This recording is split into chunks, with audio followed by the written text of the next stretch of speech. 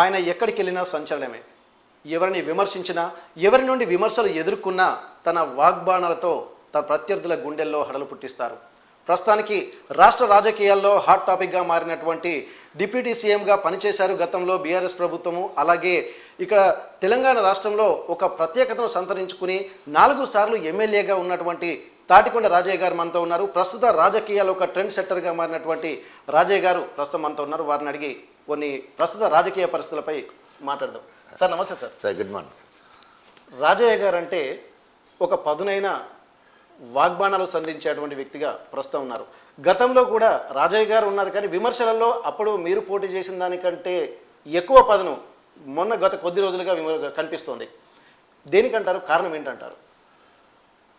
నేను విమర్శలు చేస్తున్నది ఒక దళిత ద్రోహి గురించి. రిజర్వేషన్లను అప్పనంగా 60 సంవత్సరాలు అక్రమంగా నకిలీ దళితుడిగా షష్టి పూర్తి చేసుకున్నాడు. ఆయనే కడియం శ్రీహరి. గత 10 సంవత్సరాలు ఇద్దరము ఒకే పార్టీలో ఉండడంతో మాట్లాడడానికి అవకాశం రాలే. 10 సంవత్సరాల కింద నేను కాంగ్రెస్లో ఉన్నప్పుడు, ఆయన టీడీపీలో ఉన్నప్పుడు నువ్వా నేను అన్నంత గొప్పగా గట్టిగా విమర్శలు కాదు, నిజాలు మాత్రమే మాట్లాడే క్రమం నేను చేసేది. ఆయన కుట్రలు, కుతంత్రాలు, ఎత్తులు, జిత్తులు, మాయల మరాఠీ లెక్క మిస్మరిజం చేసి గందరగోళం సృష్టించి మరి ఒక మాయల పక్కీర్లాగా వేషాలు మార్చుకుంటూ అందరినీ మోసం చేసుకుంటూ వచ్చిండు. ఇప్పుడు ఆయన పరాకాష్ఠకు చేరిన ఆయన మోసాలన్నీ కూడా. ఎందుకంటే ఎప్పుడైతే బీఆర్ఎస్ పార్టీలో అన్నీ అనుభవించి ఏ త్యాగం చేయకుండా, తెలంగాణ ఉద్యమంలో పాల్గొనకుండా, తెలంగాణకు గుట్టు చప్పుడు కాకుండా అక్రమార్గంలో వచ్చిండు. నేను త్యాగం చేసి ఎమ్మెల్యే పదవికి రాజీనామా చేసి, కాంగ్రెస్ పార్టీకి రాజీనామా చేసి, తెలంగాణ జెండా పట్టుకొని, కేసీఆర్ చెయ్యి పట్టుకొని యావత్ తెలంగాణ మొత్తం తిరిగిన చరిత్ర నాదైతే, నా ఎంబడే ఇక ఎక్కడే రాజయ్య బీఆర్ఎస్ పోతే ఇక పప్పులు ఉడకవు అనే ఉద్దేశంతో మెల్లగా బీఆర్ఎస్లో చోరి అక్కడ ఎన్ని అనుభవించిండు. ఎంపీ చేసిండు, ఫస్ట్ డిప్యూటీ సీఎం మీద ఆశపడ్డాడు, డిప్యూటీ సీఎం చేసిండు, విద్యాశాఖ మంత్రి చేసిండు, 2 సార్లు ఎమ్మెల్యే, మొన్న ఎమ్మెల్యే. అంటే రాజకీయ చట్టసభల్లో ఎన్ని సభలు అయితే ఉంటాయో, విధానసభ, అక్కడ లోక్సభ, తర్వాత ఇక్కడ శాసనసభ, అన్ని సభల్లో ఆయన పోయిండు. తర్వాత చివరికి ఆయన బిడ్డకు కూడా ఎంపీ టికెట్ తీసుకోవడంలో సఫలీకృతుడయిండు. కేసీఆర్ గారిని బుట్టలో వేసుకొని బ్లాక్మెయిల్ చేస్తూ అనేక సందర్భాల్లో మీలాంటి వాళ్ళతో ఇట్లాంటి చర్చ జరిగినప్పుడు కేసీఆర్ను బ్లాక్మెయిల్ చేసి ఈయన టికెట్లు తెచ్చుకుంటున్నాడు. నాలాంటి తెలంగాణ ఉద్యమకారుడికి, ప్రజాసేవకుడికి, ప్రజా వైద్యుడికి, నిత్యం ప్రజలలో ఉండేవాడికి, నియోజకవర్గమే నా దేవాలయం, ప్రజలే నా దేవుళ్ళు అని చెప్పేసి నిత్యం ప్రజల్లో ఉన్న నాకు నష్టం జరగడానికి కారణం ఏంటంటే చెప్పుడు మాటలు విని బ్లాక్మెయిల్ చేసి ఆయనకు మాయమచ్చింద్ర ఏం చేస్తాడో తెలియదు, కానీ అప్పుడు టీడీపీలో ఉన్నప్పుడు అట్లే చేశాడు, బీఆర్ఎస్ పార్టీలకు వచ్చిన చేసి ఈరోజు నిండా ముంచి కేసీఆర్ గారిని నమ్మక ద్రోహం చేసి ఈరోజు పార్టీ విడిపోయినప్పుడు బయటికి పోయి మళ్ళీ అవకాశవాదంగా రాజకీయ దాహం తీరక మళ్ళీ అక్కడ మంత్రి వస్తుంది, బిడ్డకి ఎంపీ వస్తుంది అనే ఉద్దేశం పోయినప్పుడు ఈ సందర్భం తప్పకుండా మాట్లాడి తీరాలి. ఓకే, ఇప్పుడు ప్రతి ఒక్కరు కూడా పార్టీ మారిన వాళ్ళే ఉన్నారు తప్ప పార్టీ మారిన వాళ్ళు ఎవరున్నారన్నటువంటి ఆలోచనలు అతను మాట్లాడుతున్నారు కడియం శ్రీహరి గారు. ఏంటంటే ఇప్పుడు కేసీఆర్ గారు కూడా పార్టీ మారారు, ప్రతి ఒక్కరు కూడా పార్టీ మారినటువంటి వాళ్ళే. ఇప్పుడు దీనిలో మారని వాళ్ళు ఎవరన్నటువంటి మాట మాట్లాడుతున్నారు. అంటే అందరేమో ఆయనను మేధావి అంటారు, ఎందుకంటే ఓన్లీ ఎంఎస్సీ చేసిండు, ఎంఎస్సీ చదివినంతనే మేధావి కాదు. అందరు చిన్న చిన్న పిల్లలు ఎంఎస్సీ అయిపోతుంది, బిఎడ్ అయిపోతుంది, ఎంఎస్సీ తర్వాత మళ్ళీ ఎంఫిల్ అయిపోతుంది, పిహెచ్డి చేస్తున్నారు, అప్పుడు మేధావి అంటారేమో. ఈయన ఇంకిత జ్ఞానం ఉండాలి కదా మాట్లాడటానికి. నేను రాజీనామా చేసిన తెలంగాణ రాష్ట్ర సాధన కోసం అధికార కాంగ్రెస్ పార్టీని ఎమ్మెల్యే పదవికి రాజీనామా చేసి మళ్ళీ ఉద్యమంలో తొలి దళితుడిగా ఆనాడు సదాలక్ష్మి చేస్తే ఆమెను ఆదర్శంగా తీసుకొని నేను పార్టీకి ఎమ్మెల్యే పదవికి రాజీనామా చేశాను. సిగ్గు శరం ఉండాలి కదా మాట్లాడడానికి. నువ్వు మొన్ననే 3-4 నెలల కిందనే నువ్వు బీఆర్ఎస్ పార్టీ కారు గుర్తు మీద గెలిచి దీనికి రాజీనామా చేయకుండా అక్కడ పోయి కండవ కప్పుకోవడంలో నీ నైతికత ఎక్కడ పోయింది? నువ్వు మోరల్ వాల్యూస్ గురించి మాట్లాడుతావు. కేసీఆర్ గారు పార్టీ మార్చిందంటే తెలంగాణ అస్తిత్వం కోసం నీళ్లు నిధులు నియామకాలు అని ఒక చేసుకొని ఆనాడు ఆయన పార్టీ మారాడు. సో నేను పార్టీందంటే ఒక అర్థం ఉంది, ఇంకొకరు పార్టీ మారింటే అర్థం ఉంది. నీ లెక్క నీవు ఎమ్మెల్యేగా ఉండి నీ బిడ్డకు ఎంపీ టికెట్ తెచ్చుకొని పెద్ద సార్ దగ్గర కేసీఆర్ దగ్గర మధ్యాహ్నం భోజనం చేసి కావలసిన డబ్బులు తీసుకొని మళ్ళీ అదే సందర్భంగా కేటీ రామారావు దగ్గరికి పోయి మన సర్వేలో బీఆర్ఎస్ పార్టీ ఓడిపోతున్నట్టున్నది కాబట్టి మనం పైసలు పెట్టుకోనన్న గెలవాలి, మీరు కూడా ఇవ్వాలంటే ఆయన దగ్గర తీసుకొని దయాకర్రావు దగ్గర, ధర్మారెడ్డి దగ్గర, పోచపల్లి శ్రీనిరెడ్డి దగ్గర నీ సెల్లే నువ్వేం చేస్తావు గెలిపించుకో ఎంత ఖర్చు అంటే ఇట్లా ఎవ్వరు దొరికితే వాళ్ళ దగ్గర దాహం తీరక ఆయనే కుబేరుడు. కానీ అందరినీ అడుక్కునే బుద్ధి మాత్రం మనక అటు టికెట్ అడుక్కున్నాడు, ఇటు ముఖాన పైసలు అడుక్కున్నాడు. ఓకే, ఇప్పుడు తను చెప్తున్నాడు నేను పైసలు తీసుకున్నటువంటి ఒక బదనాం దాన్ని బ్లేమ్ చేస్తున్నటువంటి ఉన్నారు. ఏ ఒక్కరి దగ్గరైనా నేను డబ్బులు తీసుకున్నట్టు కనుక నిరూపిస్తే నేను దేనికైనా సిద్ధము, ఇప్పటికిప్పుడు కడియం కావ్య తన అభ్యర్థిత్వాన్ని ఉపసంహరించుకుంటుందన్నటువంటి మాటలు చెప్తున్నారు తను. దీనికి ఏమంటారు మీరు? నిరూపించగలుగుతారా మీరు? ఈరోజు ఇన్ని జాతీయ పార్టీలు ఉన్నాయి, ఇన్ని ప్రాంతీయ పార్టీలు ఉన్నాయి దేశం మొత్తంలో. ఎక్కడైనా కూడా పార్టీ ఫండ్ ఇచ్చినప్పుడు వీడియోలు తీసుకుంటారా? చెక్ మీద సంతకం వేసి ఉంటుందా? లేకపోతే అందరు చూస్తుంటే తీసుకుపోయేటట్టు ఉంటుందా? ఈరోజు 100 చెక్ పోస్టులు ఉన్నాయి, అవన్నీ దాటి రావాలి. ఎట్లా ఇచ్చినోడికి తెలుస్తుంది, తీసుకున్నోడికే తెలుస్తుంది. ఇచ్చిన ఆయన అంత గొప్పగా నమ్మకంగా చెప్పినప్పుడు బీఫామ్ ఇస్తాడు, ఎంపీ టికెట్ ఇస్తానని ప్రకటిస్తాడు, తర్వాత పైసలు ఇచ్చాడని ప్రకటించాడంటే అంటే ఎంపీ అభ్యర్థి అయితేనేమో అది నిజమే, పైసల వరకు వచ్చాం కాదంటే ఎట్లా? ఇప్పుడు ప్రతిసారి ఈ పార్టీని కాదు, బీజేపీ కావచ్చు, ఇప్పుడున్న కాంగ్రెస్ పార్టీ కావచ్చు, ఆఖరికి చిన్న చితక పార్టీలకు కూడా అంతో కొంత పార్టీ ఫండ్ అనేది అధ్యక్షుడి ద్వారా వచ్చేదానికి అవకాశం ఉంటుంది. అది జగమెరిగిన సత్యం. దాన్ని మబ్బపెట్టి ఎవిడెన్స్ ఉన్నదా? ఎవడన్నా ఆ ప్రశ్ననే ఆయన డొల్లతనం బయటపడతా ఉంది. ఆయన తప్పకుండా తీసుకున్నాడు. ఆయనే కాదు, ఆయన కిందున్న కేటీఆర్ను, పోచపల్లి శ్రీనివాసరెడ్డిని, తర్వాత దయాకర్రావును మీ అందరి సహకారం ఉంటేనే నేను గెలుస్తాను, మీ అన్ని రకాల మీ నియోజకవర్గం ఖర్చు పెట్టుకోవాలని చెప్పిండు. ఆ రకంగా జరిగిన విషయమే, అది దాపరిక ఏం లేదు అందులో. ఓకే, మీ అందరి సహకారం ఉంటే గెలుస్తా అన్నటువంటి ధీమా వ్యక్తం చేసినటువంటి కడియం శ్రీహరి గారు ఒకేసారి పార్టీ మారి ఏ ధైర్యంతో, ఏ భరోసాతోటి కాంగ్రెస్ పార్టీలోకి వెళ్ళాలనుకుంటున్నా? అంటే మీ మీద నమ్మకం లేకనా, పార్టీ మీద నమ్మకం లేకనా, లేకపోతే తను కూడా చేశారు అంటే కడియం కావ్య గారు కూడా చెప్పారు. ఎందుకంటే ఇప్పుడు బీఆర్ఎస్ పార్టీ అనేక స్కామ్లలో ఉంటుంది. ఇటువంటి పరిణామాలను దృష్టిలో పెట్టుకుని ప్రజల్లో ఒక నమ్మకాన్ని కోల్పోయింది.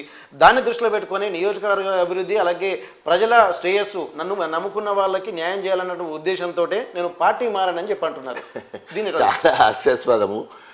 కావ్య రాజకీయ పరిజ్ఞానం ఎంత, ఆమె వయసు ఎంత, తర్వాత కేసీఆర్ను, బీఆర్ఎస్ ప్రభుత్వాన్ని లేదా అంత పనిచేసిన తనాన్ని కావచ్చు, బీఆర్ఎస్ పార్టీని కావచ్చు విమర్శించే స్థాయి కాదు. సో ఈరోజు కావ్య మాట్లాడే మాటలు చూస్తే చాలా నవ్వొస్తున్నది. ఎందుకంటే ఆనాడు కొంచెం ఎక్కువ విషయాలు మాట్లాడుతున్నాను. ఆనాడు టీడీపీలో ఉన్నప్పుడు ఆయన పోగానే ఆయనకు ఎన్టీ రామారావు పిలిచి మార్కెట్ శాఖ ఇవ్వడం జరిగింది. మార్కెట్ శాఖ ఇచ్చిన 3-4 నెలలు కాకముందే వైస్రాయ్ హోటల్లో ఎన్టీ రామారావు మీద చెప్పులు విసిరిన ఘనత కడియం శ్రీహరిది. అప్పుడు చంద్రబాబు సంకల జొరిండు. తర్వాత అక్కడి నుంచి వెళ్ళి ఆయన సోషల్ ఫేర్ మినిస్టర్ అయ్యిండు. అక్కడి నుంచి వెళ్ళిపోయి మళ్ళీ విద్యాశాఖ మంత్రి అయ్యిండు. అక్కడి నుంచి వెళ్ళిపోయి తర్వాత ఇరిగేషన్ మంత్రి అయ్యిండు. ఇవన్నీ కూడా చంద్రబాబు నాయుడు.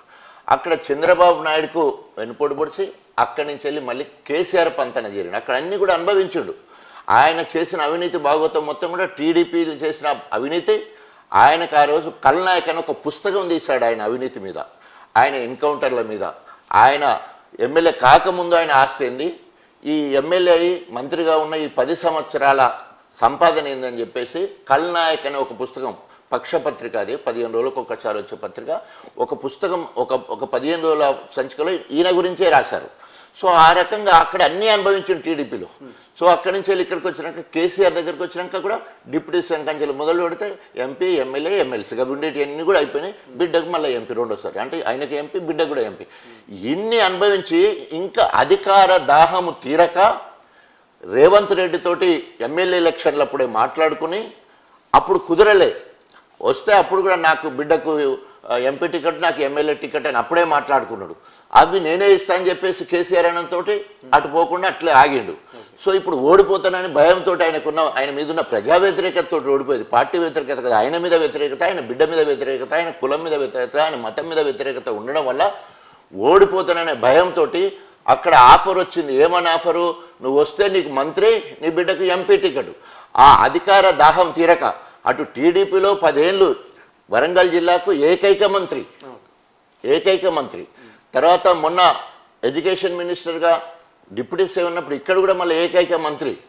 ఇన్ని అనుభవించినప్పుడు చేయలేని అభివృద్ధి ఇప్పుడు నువ్వేం చేస్తావు? 20 ఏళ్లలో చేయని అభివృద్ధి, అన్ని పదవుల ద్వారా చేయని అభివృద్ధి, అన్ని మంత్రిత్వ శాఖల ద్వారా చేయని అభివృద్ధి ఇప్పుడు కాంగ్రెస్ ద్వారా నువ్వు ఎట్లా చేస్తావు? నువ్వే అన్నావు కదా 6 నెలల్లో కూలిపోతుంది, 39 మంది మేమున్నాం, 8 మంది బీజేపీ వాళ్ళు ఉన్నారు, 7 ఎంఐఎం ఉన్నాం, మాకు 5-6 కావాలి, రేవంత్ ప్రభుత్వం కూలిపోద్దని జిల్లా సభలో మనము సంపత్ రెడ్డి జడ్పీ చైర్పర్సన్ చనిపోతే ఆ సంతాప సభ వదిలిపెట్టేసి రాజకీయాలు మాట్లాడిన చరిత్రహీనుడు ఇతడు. ఈయనే ఇప్పుడు అలా పోయింది. మరి కులగొట్టడానికి పోయినవా? రేవంత్ ప్రభుత్వాన్ని కులగొట్టడానికి పోయినవా? లేదా నీ స్వార్థపూరిత రాజకీయాల కోసం అధికార దాహం తీరక మంత్రి పదవికి పోయినవా? సో నీకు దమ్ము ధైర్యం ఉండేది ఉంటే నేను ఎట్లయితే రాజీనామా చేసి కాంగ్రెస్ పార్టీకి రాజీనామా, ఎమ్మెల్యే పదవికి రాజీనామా చేసి ఎట్లా పోయినో నువ్వు ఈరోజు బీఆర్ఎస్ పార్టీ ద్వారా వచ్చిన ఎమ్మెల్యే పదవికి రాజీనామా చేసి నీకు సిగ్గు, శరం, రోషం ఉండేది ఉంటే నువ్వు మళ్ళీ అసెంబ్లీ ఎన్నికలకు రా, చూసుకుందాం. ఓకే, ఇప్పుడు మీరు డిప్యూటీ సీఎంగా కూడా పనిచేశారు. రాష్ట్ర రాజకీయాల మీద, రాష్ట్రకు సంబంధించినటువంటి అన్ని విషయాల మీద ఒక మంత్రివర్గ సమావేశాలు కానీ విస్తృత చర్చలు జరిగేటువంటి దాంట్లో మీరు కూడా భాగస్వాములు అయి ఉంటారు. కాబట్టి రాష్ట్ర రాజకీయాలు, ఆర్థిక పరిస్థితుల మీద కూడా మీకు కూడా ఒక క్లారిటీ ఉంటుంది. ఇప్పుడు బీఆర్ఎస్ నేతలు పదే ఒక విమర్శ చేస్తున్నారు. ఈ కాంగ్రెస్ గవర్నమెంటు కొద్ది రోజుల్లోనే కూలిపోతుంది, ఇచ్చినటువంటి హామీలు నెరవేర్చలేదు అని చెప్పి అంటున్నారు. ఒకవేళ సేమ్ బడ్జెట్, సేమ్ రాష్ట్రము, సేమ్ మీకున్నటువంటి అధికారంలో ఉన్నటువంటి మీకెన్ని వనరులు ఉంటాయో కాంగ్రెస్ పార్టీలో ఉన్నటువంటి వాళ్ళకు సేమ్ అన్ని వనరులు ఉంటాయి. ఇప్పుడు వీళ్ళలో లేని వనరులు, వీళ్ళలో లేని క్యాపబిలిటీ బీఆర్ఎస్ పార్టీలో ఎలా చేయగలుగుతారు అనుకుంటున్నారు? మరి సేమ్ అదే కదా వ్యవస్థ. నో, ఇప్పుడు అడగాల్సింది రివర్స్ క్వశ్చన్. మీరు బీఆర్ఎస్ పార్టీలో ఉన్నప్పుడు ఇన్ని చేశారు, కాంగ్రెస్ ఎందుకు చేయలేకపోతా ఉన్నది? రైతు బంధుకి ఎందుకు ఇవ్వకపోతుంది? రైతు బీమా ఎందుకు ఇవ్వబోతుంది? మొన్న రంజాన్ పండుగ అయితే బట్టలు ఎందుకు ఇవ్వలేకపోతా ఉంది? తర్వాత నీళ్ళు ఎందుకు ఇవ్వలేకపోతుంది? మిషన్ భగీరథ సాగునీరు ఎందుకు ఇవ్వకపోతా ఉంది? అయితే వాళ్ళు చెప్పిన ఒక చిన్న విమర్శ ఏంటంటే రాష్ట్రం ఆల్రెడీ అప్పుల పాలు చేసి కూర్చున్నారు కాబట్టి మేము లాస్ట్ బడ్జెట్లో ఉన్నాం కాబట్టి వీటిని మొత్తం సమీకరించుకోవడంలోనే సమయం సరిపోతుందని అంటున్నారు. దీన్ని ఎట్లా చూస్తారు మరి? ఇప్పుడు అప్పులు ఎవరికి పుడతాయి? సంపాదన ఎవరి దగ్గర అయితే ఎక్కువ ఉందో. ఇప్పుడు నేను ఉదాహరణకు నేనున్నాను ఒక డాక్టర్గా, దాదాపు 40 సంవత్సరాల నుండి పిల్లల హాస్పిటల్ కనిపిస్తుంది, ఇల్లు కనిపిస్తుంది, నా స్టేచర్ తెలుసు. అట్ ద సేమ్ మీరు కూడా ఉన్నారు. మన ఇద్దరం కలిసి ఓ దగ్గర ఆసాం దగ్గరికి అప్పుకుపోదాం. నాకు ఎంత అప్పిస్తాడు, మీకు ఎంత అప్పిస్తాడు అంటే నన్ను చూసి, నా స్టేచర్ను చూసి, నా సంపదను చూసి నాకు ఇచ్చే అప్పు వేరుంటుంది, మీకు ఇచ్చే అప్పు వేరుంటుంది. మిమ్మల్ని డిగ్రేడ్ చేయట్లేదు నేను. సో మీరు ఏజ్ నాకంటే చిన్నవాళ్ళు, ఎడ్యుకేషన్లో నాకంటే చిన్నవాళ్ళు, తర్వాత రకరకాల కారణాలు చూసుకున్నప్పుడు నా కొడుకుతో సమానం. మీరు నా కొడుకుకి ఇప్పుడు 39 సంవత్సరాలు. అంటే ఎందుకు ఈ మాట చెప్తున్నానంటే అప్పు ప్రజలకు తెలియదు, సంక్షేమ కార్యక్రమాలు, అభివృద్ధి కార్యక్రమాలు జరుగుతున్నాయా లేదా అనేది మాత్రమే తెలుస్తుంది. ఇప్పుడు ఏం తెలుస్తున్నది? సాగునీరు అందియక పంటలు ఎండిపోతూ ఉన్నాయి, తాగునీరు ఇయ్యక ట్యాంకర్లు పెడతా ఉన్నారు, చెర్లన్నీ ఎండిపోయినాయి, పశువులకు నీళ్ళు లేని పరిస్థితి కనబడతా ఉన్నది. రైతు బంధు లేదు, రైతు బీమా లేదు, 24 గంటల కరెంటు రావడం లేదు, నువ్వు అన్న బోనస్ లేదు, ఒడ్లు కొనుటోడే అక్కడ లేడు, నీ కనీస మద్దతు ధరకి 500 బోనస్ అంటే అది ఎక్కడ కూడా కనిపించట్లేదు. అన్నిటికంటే ఎక్కువ రేవంత్ రెడ్డి రేపు కుప్పకూలిపోయడానికి కారణం ఏంటంటే మాదిగలందరూ కూడా తిరగబడబోతా ఉన్నారు రేపు ఎలక్షన్లో. మాదిగ జాతి బిడ్డలకు కాంగ్రెస్ పార్టీ అధికారం వచ్చిన తర్వాత ఒక్క క్యాబినెట్ మంత్రి ఇవ్వలేదు. ఓకే. వెనుకట మనం చూసుకుంటే చరిత్ర చూసుకుంటే ప్రతి క్యాబినెట్లో మాదిగ బిడ్డ ఉండేవాళ్ళు. సో ఇక్కడికి వచ్చే వరకు ఈ రోజున్న క్యాబినెట్లో ప్రసాద్ కుమారు మాల దాసరి సంబంధించిన ఆయన పంబాలంటారు. తర్వాత బట్టి విక్రమార్క మాల దాసరి అయిపోయింది. తర్వాత రాజనరసింహ దామోదర్ రాజనరసింహ మోచి. ఓకే. ఒక్క నిజమైన మాదిగని వాడు లేడు. ఈరోజు తెలంగాణలో 12% మాదిగలు ఉన్నారు. Highest community in the society okay. Among all caste. అన్నిటికంటే పెద్ద కులము number 1 Madiga, number 2 Mudiraj, number 3 గొల్ల కుర్మలు, నెంబర్ 4 గౌడు, తర్వాత పద్మశాలి ఇట్లా వెళ్ళిపోతుంది. సో అన్నిటికంటే సోషల్ జస్టిస్ అంటే ఏంది? జనాభా నిష్పత్తి ప్రకారం ఎవరికి రావాల్సిన వాటా వాళ్ళకి రావాలి. మాది పెద్ద మాది మా పాలు పెద్ద పాలు, మా పంగ పెద్ద పంగ. మాకు ఇవ్వకుండా ఈరోజు నీ మంత్రివర్గంలో అవకాశమే లేదు. తర్వాత ఇప్పుడు ఏమైనా ఎంపీలలో ఇస్తామంటే 2 మాలలకు 1 బైన్లకు. అది బైన్లు అంటాను కానీ ఆయన పద్మశాలి, నిజం చెప్పాలంటే క్యాస్ట్ పద్మశాలి. కానీ దొంగ సర్టిఫికేట్ తోటి ఇలా బైన్లా అని చెప్పుకుంటున్నాడు. అది మన చెప్తాను. అది నెక్స్ట్ క్వశ్చన్. మోతుకుబల్లి నరసింహ గారు ఈరోజు కాంగ్రెస్ పార్టీలో ఉండి మాట్లాడుతున్నాడు. భస్మాసుర హస్తం కడియం శ్రీ అనేటోడు భస్మాసుర హస్తం. ఆయనేమో అభయాస్తం అని తిరుగుతూ ఉంటే భస్మాసుర హస్తాన్ని పక్కకు తీసుకున్నాడు. కడియం శ్రీ ఏ పార్టీలో పోతే అందరి మీద చేయి పెట్టి వాళ్ళని ఖతం చేయడం, ప్రభుత్వాన్ని ఖతం చేయడానికి పోయిండనే పరిస్థితి ఉన్నది. సో ఎందుకు ఇట్లాంటి వివాదాలకు సంబంధించిన కడియం శ్రేణి కావచ్చు, కావ్యం కావచ్చు, ఎందుకు పార్టీలోకి తీసుకొని నిక్కార్సైన మాలాంటి మాదిగ బిడ్డలకు కాంగ్రెస్ పార్టీకు దూరం ఎందుకు చేసినామని అడుగుతున్నాడు. ఇవాళ మోతుకుబల్లి నరసింహ అడుగుతున్నాడు. సీనియర్ లీడర్గా, అంతకుముందు వాళ్ళు టీడీపీలో ఉన్న వాళ్ళుగా క్లియర్ కుల్లం మాట్లాడుతున్నాడు. సో ఈరోజు కాంగ్రెస్ పార్టీ మాదిగలకు అన్యాయం చేసింది, క్యాబినెట్లో అన్యాయం చేసింది, ఈరోజు ఎంపీ స్థానాలకు అన్యాయం చేసింది. బై ఎలక్షన్లు అక్కడ కంటోన్మెంట్లో ఉంటే అది కూడా మాలలకు ఇచ్చి పడేసాడు. అంటే మాదిగలు అంటే లెక్కే లేదు. అప్పుడేమంటాడు, అంతకుముందు ఏమంటాడు, నేను ఇవాళ జెడ్పీటీసీ గెలిచినంటే మాదిగల వల్ల, ఎమ్మెల్సీ గెలిచినంటే మాదిగల వల్ల, మొదటిసారి ఎమ్మెల్యే గెలిచిన మాదిగల వల్ల, ఎంపీ గెలిచినంటే మాదిగల వల్ల, తర్వాత మొన్న ఎమ్మెల్యే గెలిచిన ముఖ్యమంత్రి అంటే మాదిగల వల్ల అంటాడు. కానీ మాదిగలకు చేసింది ఏంటంటే గుండు సున్నా. ఇక నేను మాదిగలు ఎట్లా నమ్ముతారు? కాబట్టి నేను నీ అంతమే చూస్తానికి ఎలా మాదిగలు సిద్ధంగా ఉన్నారు. ఓకే. రాజయ్య గారు బీఆర్ఎస్ పార్టీ నుండి కొంత అలక వహించిన తర్వాత కాంగ్రెస్ పార్టీ పెద్దల్ని కలిశారని చెప్పి చాలా అందరికీ తెలిసిన విషయమే. అందులో వాస్తవం ఏంటనే మీకు తెలిసి ఉంటుంది. అటువంటప్పుడు మరి మీరు నిజంగా ఇప్పుడు ఇంత మాదిగ సామాజిక వర్గం మీద ఒక పరిపూర్ణమైనటువంటి అవగాహన ఉన్నదని వీళ్ళు కాంగ్రెస్ పార్టీ చెప్పుకుంటున్న తరుణంలో ఒక డిప్యూటీ సీఎంగా పనిచేశారు, 4 సార్లు ఎమ్మెల్యేగా పనిచేశారు, ఒక తిరుగులేని వ్యవస్థని స్టేషన్ గన్పూర్లో మీరు నిలబెట్టారు. అటువంటప్పుడు మిమ్మల్ని వాళ్ళు తిరస్కరించడం లేకపోతే అసలు మీరు అక్కడికి వెళ్ళిన తర్వాత ప్రాధాన్యత లేకపోవడానికి కారణం ఏమంటని భావిస్తున్నారు మీరు? బీఆర్ఎస్ పార్టీకి 2011 అక్టోబర్ 29 రాజీనామా చేసి, అంటే ఏమంటారు, ఆనెస్ట్గా వీర విధేయుడిగా కేసీఆర్ గారు దేవుడు, నా తండ్రి లాంటి వాడని అనేక సందర్భాలలో అనేక అవమానాలు జరిగినా కూడా ఆయన నాయకత్వంలో పనిచేసుకుంటూ వచ్చినప్పుడు 2014లో ఎమ్మెల్యే టికెట్ కోసం కడియం శ్రీ అడ్డుపడితే ఆయనకి ఎంపీ ఇచ్చిన, నాకు ఎమ్మెల్యే ఇచ్చారు. డిప్యూటీ సీఎం పోవడానికి ప్రధాన కారణం కడియం శ్రీహరి గారు. అది కేసీఆర్ గారే చెప్పారు. కొందరు విధవలు సిలువలు పలువలు చేసి చెప్పడం వల్ల ఈ నిర్ణయం తీసుకున్నాను. ఎక్స్ట్రీమ్లీ సారీ రాజయ్య, నీ స్థాయి తగ్గకుండా మళ్ళీ నీకు అవకాశం ఇస్తా అని చెప్పి మళ్ళీ 2018లో నాకు టికెట్ ఇవ్వడం జరిగింది. అప్పుడు ఆయన దాన్ని అడిగిండు. ఎమ్మెల్సీగా 2 సార్లు ఉన్నాడు. మళ్ళీ 2023 2018 అయిపోయినాక 2000 ఎలక్షన్ల ముందు మళ్ళీ బ్లాక్మెయిల్ చేసిండు. నాకు కాంగ్రెస్ పార్టీ ఓపెన్గా చెప్తాడు. ఆయన కేసీఆర్ దగ్గర పోయి, కేటీఆర్ దగ్గర పోయి చెప్తాడు, నాకు కాంగ్రెస్కి పోతే నాకు ఎమ్మెల్యే అంటున్నారు, నా బిడ్డకు ఎంపీ అంటున్నారు. అంటే వీళ్ళు ఏం చెప్తారు, ఇంత ఎక్స్ డిప్యూటీ సీఎం ఇంత సీనియర్ లీడర్ని పోగొట్టుకుంటే పార్టీకి నష్టం జరుగుతుంది అని చెప్పి. అంటే that is nothing but blackmailing. So blackmail చేసి 2023లో టికెట్ తెచ్చుకున్నాడు, ఎమ్మెల్యే టికెట్. నేను గన్పూర్లో 12 ఏళ్ళు పనిచేసాను కాబట్టి మొత్తం క్యాడర్ అంతా నాదే. ఆయన మీద వ్యతిరేకతతో 30% చేయకపోవచ్చు కాక 70% క్యాడర్ నా బీఆర్ఎస్ శ్రేణులు పనిచేయడం వల్ల ఆయన గెలిచిండు. నన్ను స్టార్ క్యాంపెయిన్గా ఇన్ఛార్జ్గా జనగాం పంపిస్తే నేను జనగాం కూడా గెలిపిస్తున్నాను. అంటే నా నిబద్ధత, నేను ఎంతో గొప్పగా పనిచేస్తాననే దానికి నిదర్శనమే వాళ్ళ గణపురము జనగాం గెలవడం. అవిభక్త వరంగల్ జిల్లాలో ఇవి రెండే గెలిచినాయి. ఎందుకు గెలిచినాయి? 100% మై ఇన్ఫ్లుయెన్స్. సో అక్కడ ఆడినా పాడినా ఇక్కడ పెంచిన. సో ఇక్కడ రాసి తయారు చేసుకున్నాక ఇక్కడ వచ్చి కూర్చున్నావు, అక్కడ పల్లెరాజేశ్వరిని గెలిపించడానికి కారణమైనప్పుడు నన్ను పిలిచి ఎంపీ టికెట్ ఇవ్వాలా? సో అట్లా కాకుండా నన్ను ఆయనకి ఎమ్మెల్యే టికెట్ ఇచ్చినప్పుడు నన్ను కన్సోల్ చేయడానికి నీకు రైతు సమితి చైర్మన్ ఇస్తామని చెప్పేసి ఇచ్చారు. తర్వాత అది అయిపోగానే ప్రభుత్వం రాగానే ఎమ్మెల్సీ మినిస్టర్ అన్నారు. కానప్పుడు ఒకవేళ ప్రభుత్వం రాకపోతే ఎంపీ అన్నారు. ఏం చేయాలి రాజయ్య, నువ్వు చేయబట్టి 2 నియోజకవర్గాలు చేసినావు, బేష్ బాగా చేసినావు అని అప్రిషియేట్ చేసి నువ్వు ఎంపీ చేసుకొని రంజిత్ రెడ్డిది ప్రకటించకముందు నాది ప్రకటించాలి, ఆయన ముందు ప్రకటించదు పోయింది అనుకో. సో అట్లా ప్రకటించకుండా మళ్ళీ కడియం శ్రీ బిడ్డకు పేరు వస్తుంది, ఎందుకంటే మళ్ళీ బ్లాక్మెయిల్ మొదలుపెట్టిండు. సో నేను ఎందుకు రాజీనామా చేయాల్సి వస్తుంది? నా నిరసన తెలియజేయాలి. తండ్రి మీద కొడుకు నిరసన చేసే అవకాశం ఉంటుంది, ఆ నిరసన తెలియజేయడం. అప్పుడు నేను స్వతంత్రంగా ఉన్నాను.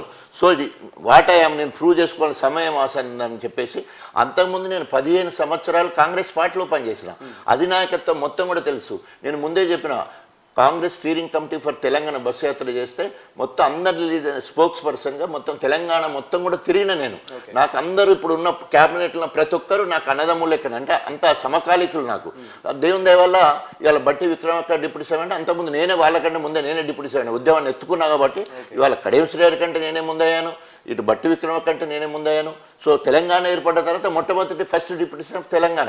ఇట్స్ ఇంటెన్స్ క్వశ్చన్ నవ్వు. అది ఏపీపీఎస్సీలో కానీ టీఎస్పీఎస్లో కానీ entrance question, who is the first deputy CM of Telangana అంటే వాడికి ఇష్టం ఉన్నా ఇష్టం లేకున్నా నా పేరు రాయాల్సిందే డెఫినెట్లీ. సో ఆ పరిస్థితికి మనం ఎదిగినాం. సో ఆ క్రమంలో రాజీనామా చేసినప్పుడు కాంగ్రెస్ పెద్దలందరినీ అల్లా తప్ప కలవలేదు. డీకే శివకుమార్ని కలిస్తే 1 అవర్ బ్రేక్ఫాస్ట్ చేసుకుంటూ ఇద్దరం ఆయన ప్రస్తుతం డిప్యూటీ సార్, నేను మాజీ డిప్యూటీ సార్, అంత గౌరవం నాకు ఇచ్చారు. కూర్చొని మొత్తం కూడా ½ అన్ అవర్ బ్రేక్ఫాస్ట్ చేసుకుంటూ మాట్లాడాను. మల్లికార్జున ఖర్గేని కూడా కలిశాను ఢిల్లీలో. లాన్లో కూర్చొని అర్ధగంట సేపు మాట్లాడుకొని ఎట్లా నడుస్తుంది తెలంగాణలో కాంగ్రెస్ పార్టీ అన్ని విషయాలు మాట్లాడుకున్నాం. సో చర్చలు జరుగుతాయి మనకు. అట్లాగే బీజేపీ సెంట్రల్ నాయకత్వం, జిల్లా నాయకత్వం నా కాంటాక్ట్లకు వచ్చారు. అంటే వాళ్ళ ఐడియాలు పంచుకున్నప్పుడు నేనేందో తెలిసింది. వాళ్ళు మాట్లాడిన భాష నాకు అర్థం, అంటే నాకు ఇష్టం లేదు. నేను ఇటు చేయగానే అటు కలిసిన మాట వాస్తవం. ఎందుకు కలవడం వచ్చింది? వాళ్ళు నాకు ఎంపీ టికెట్ ఇస్తామని ఆశ పెట్టారు వాళ్ళు కూడా.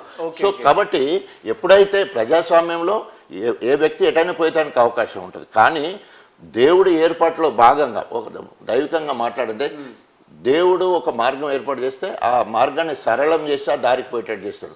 గణపురము నాది కాబట్టి, నేను పుట్టిన గడ్డ కాబట్టి అటు ఇటు తీసుకొచ్చి ఎన్ని రకాలు చేసినా కూడా కడియం శ్రీహరిని, కడియం శ్రీహరి బిడ్డను అక్కడి నుంచి పోయేటట్టు చేసిన గొప్ప దేవుడు. నేను ఆ రకంగా చెప్తాను. గొప్ప దేవుడు నా స్థలాన్ని నాకు ఇచ్చిండు.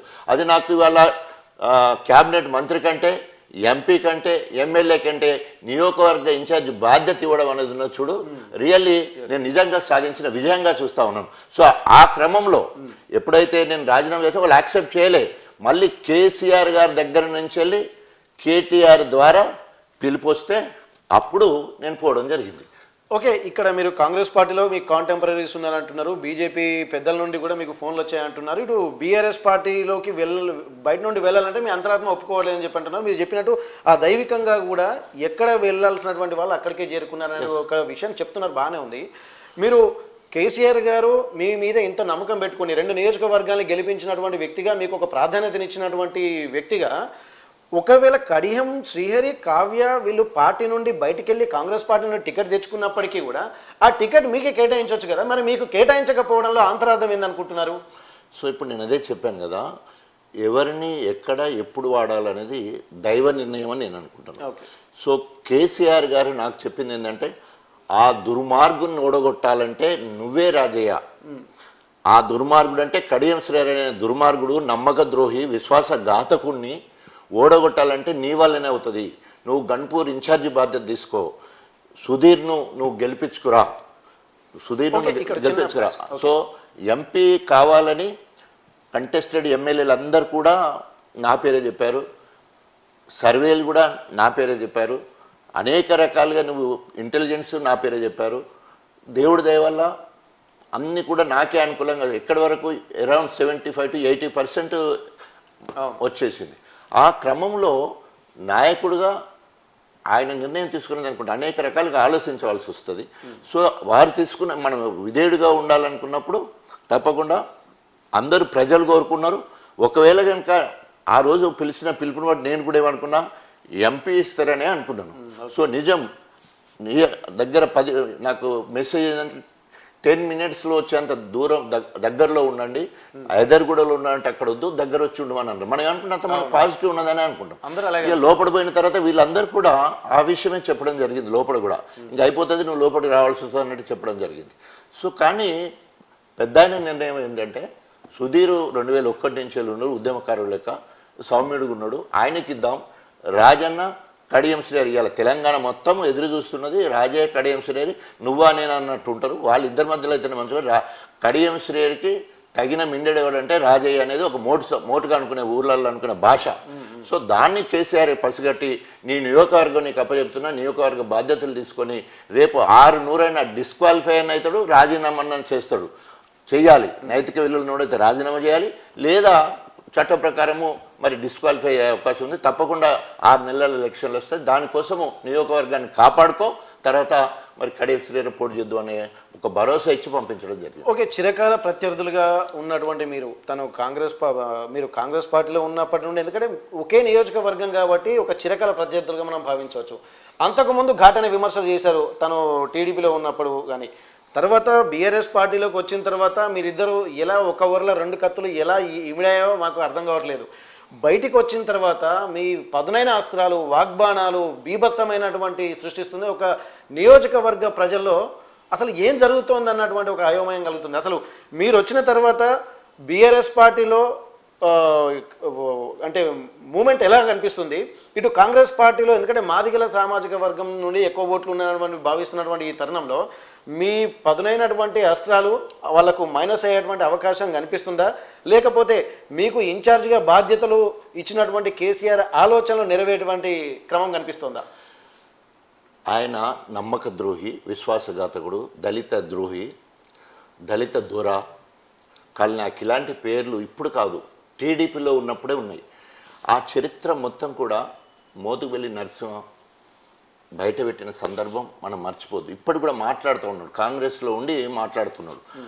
కడియం శ్రేయర్ పుట్టుక చరిత్ర గురించి తెలుసుకోవడానికి మొత్తం పర్టికులర్ అక్కడికి పోయి అన్ని రకాలుగా సమాచారం సేకరించడం జరిగింది. దానికి ప్రత్యక్ష సాక్షి దయాకర్ రావు గారు. ఎందుకంటే వీళ్ళ నాన్న ఆయన దగ్గర సేట్దారుగా ఉండి వ్యవసాయం చేయించేవాడు. సో కడియం శ్రేయర్ అమ్మ ఎవరైతే ఉన్నదో పద్మశాలి బాబునెత్తుకొని వచ్చి అక్రమంగా ఈయనతో ఉండే కార్యక్రమం. పుట్టింది కడియం శ్రేయర్ గారు, పుట్టింది పద్మశాలి కుటుంబంలో. తర్వాత వీళ్ళ నాన్న వెంకట నర్సుకు వచ్చి అటాచ్ అయింది, పిల్లగానితో సహా వచ్చి అటాచ్ అయింది. 100% ఆఫ్ కోర్స్ పెరిగింది బైన్లో ఇంటికాడ. అప్పటి వరకు 10వ తరగతి వరకు క్యాస్ట్ సర్టిఫికేట్ లేదు, ఏం లేదు. ఇంటర్మీడియట్లో కొత్తగా క్యాస్ట్ సర్టిఫికేట్ సృష్టించుకొని ఆ క్యాస్ట్ సర్టిఫికేట్ దగ్గర ఎంఎస్సి వరకు చదివి తర్వాత అనేక రకాలుగా సరే లెక్చరర్గా ఉద్యోగం కావచ్చు, ఎస్సీ కార్పొరేషన్ ద్వారా లోన్ తీసుకోవడం కావచ్చు, తర్వాత ఎమ్మెల్యేలుగా పోటీ చేయడం కావచ్చు, రకరకాల పోటీ చేసి ఇప్పుడు ఏమంటాడు, సుప్రీంకోర్టు గైడ్ లైన్ అంటాడు, నేను ఎస్సీ కాబట్టి నా బిడ్డ కూడా ఎస్సీ అంటాడు. సో నువ్వే ఎస్సీ కాదు కదా, నీ బిడ్డలకు ఎస్సీ ఎట్లా వస్తుంది? ఒక్కసారి నీ డిఎన్ఏ ఇంకా నీ అన్నదమ్ములు ఉన్నారు వాళ్ళ డిఎన్ఏ పరీక్ష చేయాలి. సైన్స్ చాలా గొప్పది. అంటే విషయం ఏంటంటే బుకాయించడానికి చట్టాన్ని అడ్డం పెట్టుకొని బుకాయించడం కరెక్ట్ కాదు. సో ఒక నీ బిడ్డ అయినా నా బిడ్డ అయినా ఒకటి, నా కొడుకు వాళ్ళ బిడ్డ క్లాస్మేట్స్. సో కడియం శ్రేయర్ గురించి నాకింత తెలుసు, బిడ్డ గురించి నా కొడుకు అంత తెలుసు. డాడీ కావ్య గిట్లా అని చెప్పినప్పుడు వాడు పెళ్ళికి పోయి లేదు, నేను అదే అంటున్నా కదా, అది లేదు. కానీ దురదృష్టం ఏంటంటే కడియం శ్రేయర్ కులం విషయంలో కావచ్చు, కావ్య మతం విషయంలో మాత్రం వివాదం ఇక్కడ లేదు, స్టేట్ లెవెల్లో ఉంది, సుప్రీంకోర్టు లెవెల్లో కూడా అవుతుంది. ఎవరైతే కడియం శ్రేయర్ పడని వాళ్ళు ఎవరైతే ఉన్నారో అదే కాంగ్రెస్కి సంబంధించిన వాళ్ళందరూ కూడా సుప్రీంకోర్టులో కూడా ఫిల్ వేయడానికి సిద్ధంగా ఉన్నారు. ఎందుకంటే అక్కడి నుంచి వచ్చిన విషయం, ఇక్కడ దర్గా కాజిపేటలో మత గురువు ఉంటాడు, వాళ్ళ దగ్గర రికార్డు ఉంటుంది. అంటే విషయం చెప్తున్నాను, ఇవన్నీ ఎందుకు ఈ మాట చెప్తున్నాను అంటే కులాంతర వివాహాలు, లవ్ మ్యారేజ్ చేసుకోవడం తప్పు కాదు. బట్ ఒకసారి లవ్ మ్యారేజ్ చేసుకుంటే నేను తల్లిదండ్రులతో ఆస్తులకు దూరం అవుతాం, ఒక్కోసారి రిజర్వేషన్కి దూరం అవుతాం. దానికి సిద్ధపడి inter caste marriage, inter religious marriages చేసుకుంటారు. ఓ. అవ్వ కావాలి బువ్వ కావాలంటే ఎట్లా? ఓకే, ఇప్పుడు అవ్వ కావాలి బువ్వ కావాలంటే అది పద్ధతేనా? అటు అది కావాలి ఇటు ఇది కావాలి. కాబట్టి మనం లవ్ మ్యారేజ్ అంటేనే అనేక రకాలుగా త్యాగాలు చేస్తేనే లవ్ అవుతుంది. తన్నులు తింటారు, కొడతారు, కట్టేస్తారు, చంపుతారు, ఎన్ని జరుగుతున్నాయి చూడండి. అవన్నీ కాదని వాళ్ళు ఇక్కడ దాకా వచ్చినాం అంటే we have to bear all these things. Okay okay, మీరు రాజకీయాల్లో ఉన్నారు, ప్రొఫెషనల్ రాజకీయాల్లోకి వచ్చిన, ఎందుకంటే ఒక డిప్యూటీ సీఎం స్థాయి అంటే ఇద్దరికీ ఒక కాంటెంపరీస్గా మనం అభివర్ణించవచ్చు. కడియం స్టేరింగ్ గారిని వివిధ హోదాలో పనిచేసినప్పుడు మీరు కూడా అనుకోవచ్చు. ఇక్కడ వివిధ కులాలకు సంబంధించినటువంటి వాళ్ళు కూడా సేమ్ ఒకటే క్షేత్రం, రాజకీయ క్షేత్రంలో పనిచేస్తున్నారు. అటువంటప్పుడు ఈ కులాలకు సంబంధించినటువంటి టాపిక్ లేకుండా, ఒకవేళ మీరు ఇద్దరు సేమ్ ఒకటే సామాజిక వర్గానికి చెందినవారైనా లేకపోతే కాకపోయినా, ఇది కాకుండా కడియం శ్రీహరిని ఈ టాపిక్ కాకుండా ఎదుర్కొనేటువంటి పరిస్థితులు ఇంకా లేవా? మీరు చూస్తున్నారు కదా, నేను ప్రజానాయకుడిని, కడియం శ్రీహరి రాజకీయ నాయకుడు. ప్రజానాయకుడు ఉండే బలం ప్రజాబలం, ఆత్మీయత. నేనేమంటాను, we should have humanity and social responsibility. ఆ లైన్లో నేను వెళ్తుంటాను. నియోజకవర్గమే నా దేవాలయం, ప్రజలు నా దేవుళ్ళు అంటాను. అలాంటి వాక్య ఎక్కడ కూడా ఆయన దగ్గర కనిపించదు. ఆయన కుట్రలు, కుతంత్రాలు, ఎత్తులు, జిత్తులు ఉరకకుండా ఎదుటి కాళ్ళు ఇరుగొట్టి ఫస్ట్ రావాలనుకునే తత్వం ఆయనది. నేను ప్రజల్లోకి వెళ్ళి ప్రజాబలంతో గెలవాలనే తత్వం నాది. దానికి ఉదాహరణ చెప్తాను. సో ఈరోజు నేను గెలిచిన మెజార్టీ, ఆయన గెలిచిన ఆయనే 4400, 4112, మొన్న 7000 అనుకుందాం. ఆయన గెలిచిన గిట్లుంటే నేను ముందుగా మహాకూటమి ఉండగా వరంగల్ అందరూ ఎమ్మెల్యేలు మహాకూటములు గెలిచి నేను ఒక్కైనా ఓడిపోయాడు. ఆ రోజు 2009లో ఈయన ఒక్కైనా ఓడిపోయాడు, నా మీద ఓడిపోయాడు. అప్పుడు TRS party, TDP, CPI, CPI 4 ఆయనకు సహకారం ఉండగా కూడా 12,000 చిల్లరతో గెలిచిన. మళ్ళీ 33,000 ఆయన మీదే గెలిచిన రెండోసారి. మళ్ళీ 58,000 మెజార్టీతో గెలిచిన. మళ్ళీ మొన్న 18లో 37,600తో గెలిచిన. ఇది ప్రజాబలం. ఆయన ఎప్పుడు 5,000 దాటలే. 5,000 దాటపోతే అత్యల్ప మెజార్టీ అంటారు. 5,000 లోపు గెలిచేది. ప్రజాబలం ఎవరికి ఉన్నట్టు తెలిసిపోతుంది. నెంబర్ 1. నెంబర్ 2, ఆయన ఇంత రాజకీయ దురంధరుడు అయినప్పటికీ ఆయనకంటే ముందు ఎవరు డిప్యూటీ సీఎం? నేను ఫస్ట్. సో ఈరోజు ఎంట్రన్స్ క్వశ్చన్ అని చెప్పిన కదా, ఇద్దరం కూడా డిప్యూటీ సీఎం. ఎవరు ఎన్ని రోజు కాకి లెక్క కలకాలం కాదు, కోకి లెక్క కొన్నాళ్ళు అనే సామెత ఒకసారి ఆలోచించుకుంటే ఇవాళ నా గురించి మాట్లాడతారు కానీ ఆయన గురించి మాట్లాడే అవకాశం లేదు. First CM of Telangana is KCR, deputy CM of Telangana doctor రాజే. That's all, there ends the matter. ఇక పోటీ ఎన్నున్నాడు చెప్పాయనకు నాకు. సో నేను ప్రజానాయకుడు, నేను సక్సెస్ అయినా. కంటిన్యూస్గా తెలంగాణ మొత్తంలో 4 సార్లు ఎమ్మెల్యే అయింది కూడా నేను ఒక్కనే కంటిన్యూస్గా. 9, 12, 14, తర్వాత 18 వరుసగా 4 సార్లు గెలిచిన. సో ఆయన అట్లా గెలవలేదు కదా, ఎవరు గెలవలేదు. మొత్తం తెలంగాణ మొత్తంలో ఒక్క మాదిగా వాడిగా నేను 4 సార్లు కంటిన్యూస్గా గెలవడం జరిగింది. ఇది చరిత్ర, ఇది ప్రజానాయకుడికి ఉండే ఆదరణ. First deputy CM. సో నేనున్న కొద్ది సమయం కావచ్చు కానీ అనేక ప్రజాహిత కార్యక్రమాలు చేసి ఇవాళ తెలంగాణలో మన వరంగల్కి వచ్చే వరకు మన కాలేజీ, హెల్త్ యూనివర్సిటీ కావచ్చు, తర్వాత ICU, paediatric ICU 50 bedded hospital కావచ్చు, సెంట్రల్ గవర్నమెంట్ నుంచి వెళ్ళి సూపర్ స్పెషాలిటీ హాస్పిటల్ కావచ్చు, ఇక అనేక రకాలుగా మనం ఉన్న కొద్ది సమయంలో ఎంత అయితే అంత చేయగలిగాం. ఓకే, మనం ప్రస్తుత పరిస్థితులకు వద్దాము. బీఆర్ఎస్ పార్టీ నుండి సుధీర్ కుమార్ గారు ఎలాగో బరిలో నిలబడ్డారు, ఈరోజు నామినేషన్ కూడా వేయబోతున్నారు. అయితే ఇప్పుడు ప్రధాన ప్రత్యర్థులుగా ఇప్పుడు మీరు ఎవరిని అనుకుంటున్నారు? ఎందుకంటే ఇప్పుడు వారు చెప్తున్నారు, సుధీర్ కుమార్ గారు కూడా ఒకటే చెప్తున్నారు, అంటే మిగిలిన పార్టీలకు అభ్యర్థులు లేక బీఆర్ఎస్ పార్టీ నుండే ఇటు కాంగ్రెస్ పార్టీ కానీ ఇటు బీజేపీ పార్టీ కానీ తీసుకెళ్ళిందని చెప్పి అంటున్నారు. ఇప్పుడు మీలోనే మీకు ఉన్నటువంటి టైంలో మీ ప్రధాన ప్రత్యర్థులు ఎవరు అనుకుంటున్నారు? ఎవరి మీద ఎలాంటి అస్త్రాలు సంధించబోతున్నారు మీ గెలుపు కోసం? ఎందుకంటే 2 నియోజకవర్గాల్లో కూడా మీరు ముందుని నడిపించి గెలిపించారంటున్నారు. మళ్ళీ ఏ వ్యూహంతో మీ అభ్యర్థిని గెలిపించడానికి మీరు ప్రణాళికలు చేస్తున్నారు? తప్పకుండా 600 ఇక్కడ నుండి కేసీఆర్ గారి ఆశీస్సులతో బీఆర్ఎస్ అభ్యర్థిగా ఉన్న సుధీర్ కుమార్కి క్లీన్ చిట్ ఉంది. ఆయన తెలంగాణ ఉద్యమకారుడు. ఇవాళ తెలంగాణ ద్రోహి, దళిత ద్రోహి, అనేక వివాదాల్లో చిక్కుకున్న అవకాశవాద రాజకీయాలతో, అధికార దాహంతో కడియం శ్రీహరి పోవడం కాకుండా ఏమి చేసిందని బీఆర్ఎస్లో ఆమెకు ఎంపీ టికెటు, మళ్ళీ ఆమెను తీసుకుపోయి కాంగ్రెస్కు ఏ రకంగా పరిచయం చేస్తావు? ఆమె చేసిన సర్వీస్ పార్టీకి ఏంటి? కనీసము సభ్యత్వం లేదు. ఇటు బీఆర్ఎస్లో సభ్యత్వం లేదు, ఈరోజు కాంగ్రెస్లో కూడా సభ్యత్వం లేదు. ఇలాంటి సభ్యత్వం లేని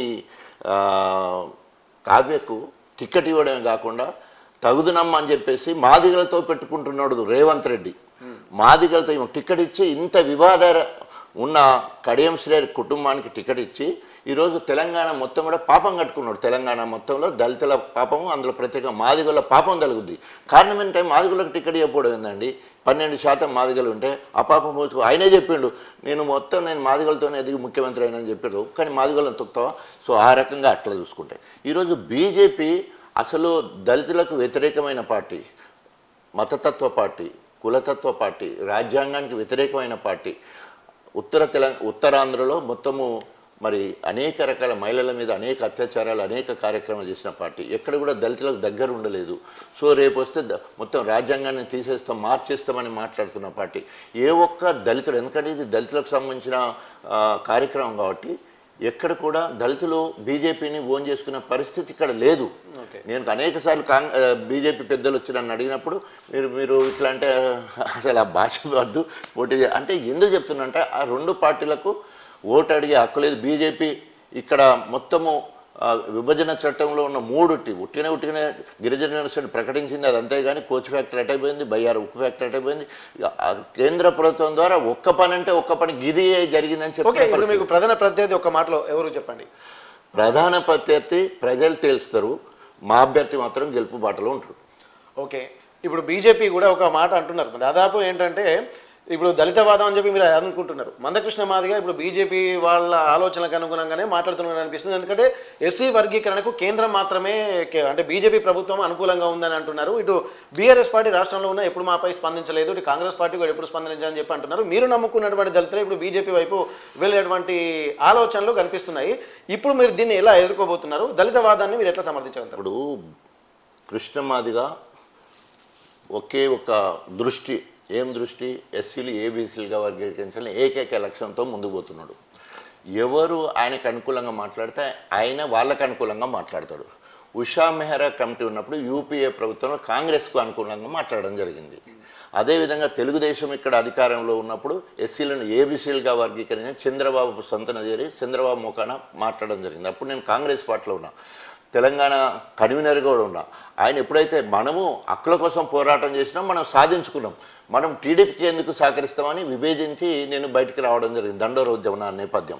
సో మనం టీడీపీకి వేద్దామంటాడు. అరే నేను కడియం శ్రేయర్ తోటి నానా దెబ్బలు పడ్డా, పోలీస్ స్టేషన్లకు పోయినా, అనేక సార్లు లాఠీ దెబ్బలు తిన్నాము. దండోర ఉద్యమంలో గణపురంలో ఆయన మంత్రిగా ఆయనకు అడ్డుపడ్డ క్రమంలో మళ్ళీ ఆయనకు చేయమంటే నేను ఎట్లా చేస్తా అని చెప్పేసి మేము చేయమని చెప్పేసి 99లో మళ్ళీ కాంగ్రెస్ నుంచి నేను కంటెస్ట్ చేసే స్థాయికి ఎదిగాను వైఎస్ రాజశేఖర్ ఆశీస్సులతో.